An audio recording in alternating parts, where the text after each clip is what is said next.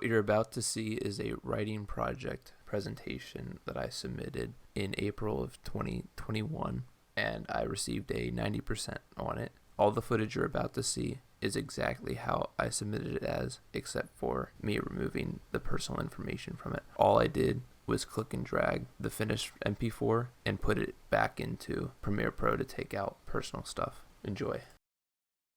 Dank Sauce Gaming, and this is my presentation for my fourth writing project. My topic was on innovation and its importance in the world. This video is presented by Dank Sauce Gaming. Oh, there I am. Look at me.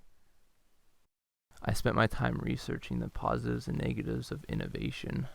I think we can all agree that humans have evolved over time, and I chose to do this project to show that technology has innovated along with us.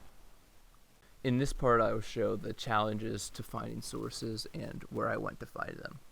I first started with the site my past generic writing class teacher supported, which was EBSCOhost. However, EBSCOhost's UI has not been updated since the era of Windows 7, and the world has definitely changed since Windows 7 was released. So I turned to a much more updated website called Google and was able to find pretty much everything I needed pretty quickly.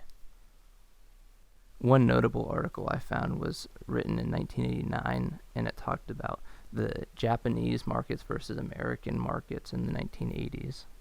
This article was good for me because it showed the power of innovation and how the Japanese looked at innovating differently than the Americans and how they were able to sell more products.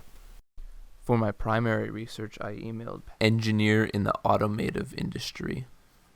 He emailed me images of 3 patents he's made. Example 1 was a taillight bracket.